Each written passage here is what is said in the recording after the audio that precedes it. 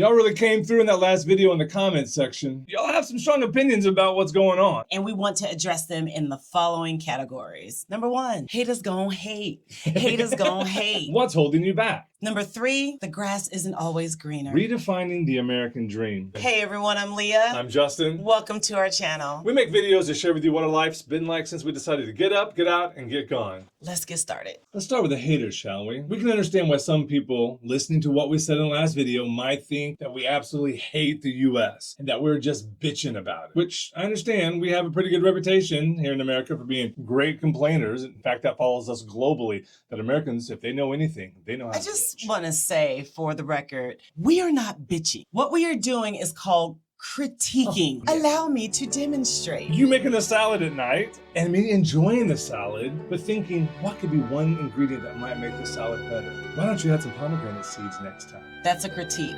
Here's a complaint. Why is it every time you make a salad, you can't put nothing good in it? What? Oh, that's a good one. That is complaining. Our point is, too, you can absolutely love the US and admit that you're in a system that no longer serves you. This system isn't working, and we're just pointing out how it's not working. That's all we're doing. Doesn't mean we love it any less. Cue the stars and stripes in the back right here. It's clear that many of you feel the burden of just trying to survive in America. You heard you talk about low quality of life, the high housing costs, high healthcare costs, Rising debt, mental health, manufactured political polarization. Whenever people start getting hyped about it's red state, it's a blue state, you must be from here, you must be from there.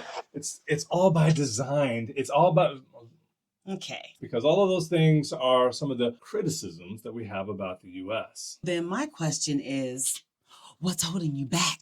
There's absolutely no lack of interest in people getting up, getting out, and getting gone. But what we see is that there are the same fears holding people back. Many people want to leave the US, but they are trapped by the very social and financial issues that we mentioned earlier. How do I even make money? That's valid. How can I just pack up and leave my friends and family behind and move to a new country? That to me is a really valid concern. There is a loneliness epidemic in the US right now. 1 in 3 Americans are experiencing loneliness. You talked about the loneliness epidemic. I don't think any of you are escaping it, are you? That's what I really want to get at. Do you know your neighbor? When's the last time you said hi to your neighbor? Or has that manufactured political division caused this big brick wall between you and your... Another concern that we got was having to speak the language. The first time I went abroad, we had no Google Maps. We didn't have nothing. I pantomimed my way all through China because that tonal language, especially the Cantonese I was trying to learn in Hong Kong, wasn't cutting it. But you know what? I made it through. And when you land in a country nowadays, Google Translate will take you a long way. But what will take you even further is if you learn just a little bit of the local language. That is so true. Just a little bit. When we lived in Taiwan, we had a specific vendor that we enjoyed going to in the market. She would not sell me shit unless I asked for it in Chinese, and I had to count my change out. What? She would wait for us every Saturday and be like, lie, lie, lie. That means come on, come on, come on. You also get helped by locals because it's not like she spoke English. Correct. She didn't speak English. Yeah. And she pantomimed her way to teach us Mandarin while shopping. I was able to take that lesson and move it on to other things. I want one mango can translate to I want one coffee or I want one bubble tea. Yeah. What will I do for health insurance? Americans are traumatized by the U.S. health insurance system because it's not a healthcare system, right? It's a for-profit system. Right, and that trauma follows you forward. I had 2 brain surgeries. I was afraid I was going to go into debt just by stepping into the doctor's office. I was able to have those 2 brain surgeries and pay for them with the cash I had in my pocket. We live with these symptoms for like a year of Justin just blacking out and be like, I'm okay. I'm okay. I'm okay. Bitch, you have blacked out for like 6 minutes. No, we're not going to the doctor. We're not going to the doctor. I'll walk it off. When I went to the doctor's office and I paid my copay, I had no idea that that doctor's visit included a 12-month prescription. Moving abroad isn't reserved for the wealthy. Your privilege is not in your bank account. It's in your mindset. So we're going to tell you how we got out of America in 2016. I'm going to share 3 important lessons that we would like to pass on to you. The first is Justin and I planned and we did a lot of research and we saved up money. Why are you looking at me like that? Because I left in 30 days. I didn't plan nothing. I picked a country, I got a job, and I bounced. Sold all my crap. I was out in 30 days. The other option is you can be like me. Research things that are important to you, like how do they treat black women? What about coming into the country at my age, because we started at 40. I left with $6,000 and a plan. Second point is having a backup plan. I had a backup plan of a separate country. I had already done the visa process for other countries if I didn't want to go into South Korea. Why are you laughing? I didn't have a backup plan. What do you mean you didn't have a backup plan? I have a backup plan. I just didn't have any doubt. I didn't have any doubt that I was going to be successful at it. I just went through with confidence. You're making this video really difficult. Can we at least agree on number 3? We believed in ourselves anyway. I think that's all I've ever done. Manifest your destiny. I guess this is the part where we show the introvert versus the extrovert. Like I planned and I put all this stuff together and Justin just went on a whim. You're making this video look really bad. Because not everyone, it's not all going to fit the same people the same way. Yeah, but my plan is better. Remember we learned that in therapy? For you. My plan is better. So Justin and I getting abroad in 2016 was something that was completely brand new to us. And Justin did it his way and I did it mine. The point is, after we have done that, the process becomes easier when you want to do it again. Each country will be a little bit different than the last, but the basis of knowledge you take forward with you. We're now on our 7th month countdown. We have more money, more experience, more confidence. Well, because of the current administration, we don't know what the fuck we're going to be doing. We might need to hightail it out tomorrow. I can do that. We may not be able to come back in the States, so maybe we should take confidence off of the list. I still have confidence. If you're continuing to say, I want to move abroad, but I just can't, we're here to tell you, yes, we can. Listen, we're not going to tell you that the grass is always greener on the other side. We are keeping it 100 for you. Don't think you're going to move abroad and all of a sudden all of your problems disappear. And you have diabetes, it doesn't stay in the States, it goes with you. If you have halitosis, that's something you're going to have to work on abroad too. If you have... Baby mama. Oh, baby mama drama, that will definitely follow you abroad. Not that I know that personally. Moving abroad isn't going to cure any of your ailments. You're not going to get a cure for cancer by moving abroad. Although you may never get cancer because you have access to healthier foods that don't fuck up your cells. And even if you do get cancer, you could probably handle it better with, actual health care.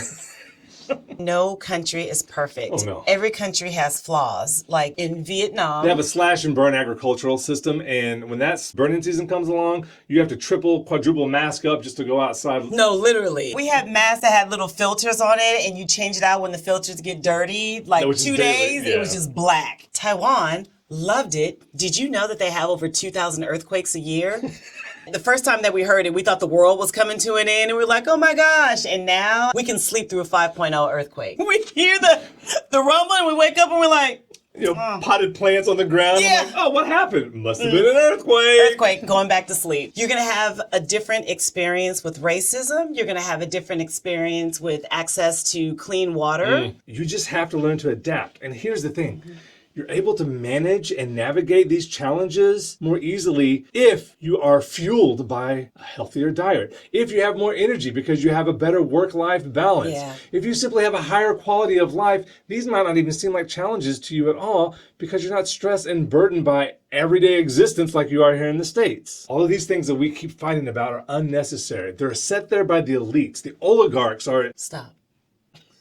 Some issues in countries won't even affect you because you're protected by your passport or by your U.S. citizenship. Let's say they get political on you. You're not involved in their politics because legally you can't be. And if Taiwan wants to start fistfights in the parliament in order to prevent a vote from going through, they do. They do have knockdown, drag out fights. Let them, because you're not voting there. That is not your policy to worry about. To further demonstrate your passport privilege, I would say that you and I got away with a lot in our jobs that our local counterparts didn't. It's also important to keep in mind that your salary is probably 2 times or more than what your local counterparts are making. When you come into a country saying, oh, it's so cheap, like really be cognizant of that. How much eggs cost you is not the same as how much eggs cost the local. It's not going to take as large of a percentage of your income to buy eggs as it would for a local. There are certainly learning curves when you move to a new country.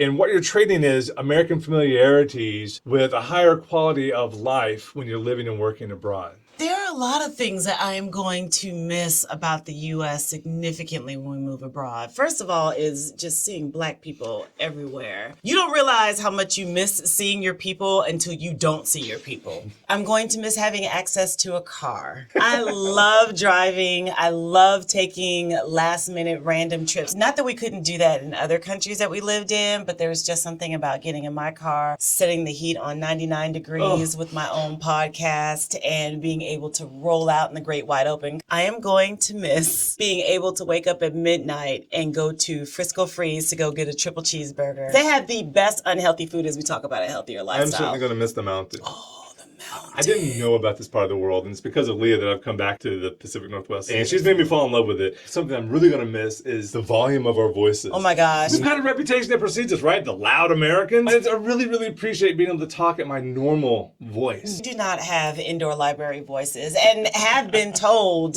when Justin and I have been cutting up, stop it. You stop having fun right now. Yeah, Swear to stop God, true having story. fun. True story. I think I'm also going to miss having full-blown conversations with strangers. Oh, yeah. But when you struggle with the language, it almost feels like an inconvenience to try to talk to someone in your broken language. At least in the countries that we live in, they don't exchange a hi, how you doing, hello when you're on the street. Everyone pretty much keeps to themselves. I am going to miss that. As an introvert, I'm going to miss that. That's saying a lot. That is saying a lot. Yeah. Wow, look at you. You're coming to my side. Oh my God, no. For all that we're giving up, leaving the U.S. behind, there are so many more things we gain that we really, really enjoy. I'm so excited about having access to the high-speed rail. Twice the apartment for half the cost. Oh, yeah.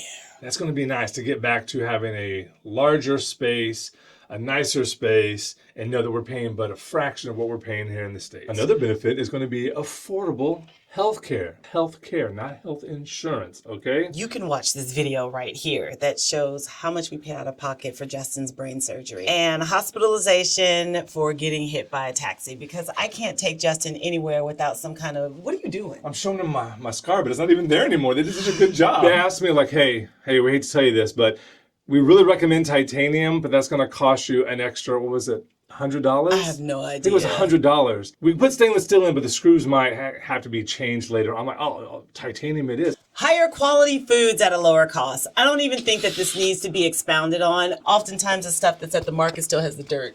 It still has the dirt on it because they just literally pulled it out the field and took it to the market. Other countries just work on seasons, and here in the States, we're just like everything all the time. It's just that it's lower quality. So I would give up the convenience of having all the varieties all the time for limited access, but higher quality and better taste. There's also the safety and security. When I go to Starbucks on the weekend to make my lesson plans, it's usually a pretty long day. Get there at 6, 7 a.m., 11 o'clock, it's time to eat. I can literally get up, leave my laptop, everything out. Your workstation, your whole workstation is there. Leave it out, go across the street, go eat lunch, and then come back at 12 or 1 o'clock and my stuff is still there. I'm not kidding you. There's something, I feel like I lost a lot of trauma moving abroad, right?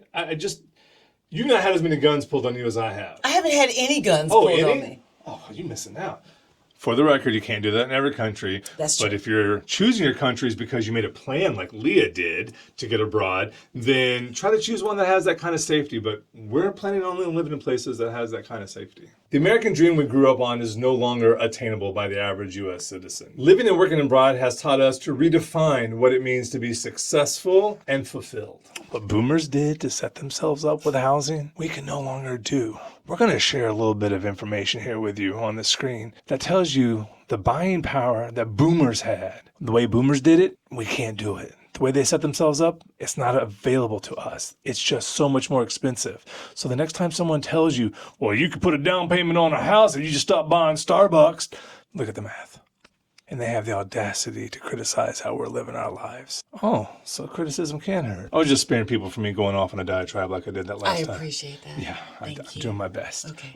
Conspicuous consumption has been like America's favorite pastime. I think it's even more popular than baseball. We just consume and consume and consume so much in the U.S., and we've used that as a way to define what is successful. You've seen bumper stickers, he who dives with the most toys win. Living abroad has allowed us to change the definition of success to our definition and what works for us. Yeah. And some of those choices that we're allowed to make is us choosing work that we actually enjoy rather than just trying to secure the highest paying job that we can get. We have also chosen to prioritize our self-care. That includes things like diet. Also, exercise. So I'm not going to say that Justin and I faithfully go to the gym. We don't. We should be stockholders with how much money we've given Planet Fitness. That's in the States. Abroad, people walk everywhere. When you live in a walkable city, you'll walk more. Preventative care is also something we get to indulge in. We can go to any specialist, whether we're paying out of pocket or using NHI, without having to go through this tiered system here in the States where you see your GP and then you get the referral and then you wait for them to send the referral out. Then they have to make an appointment and then they say, oh, wait a minute, you can't get in for 6 months. And then you're like, I just want to check on something. Is this a wart or am I going to die? That's all I want to know. Chinese medicine is part of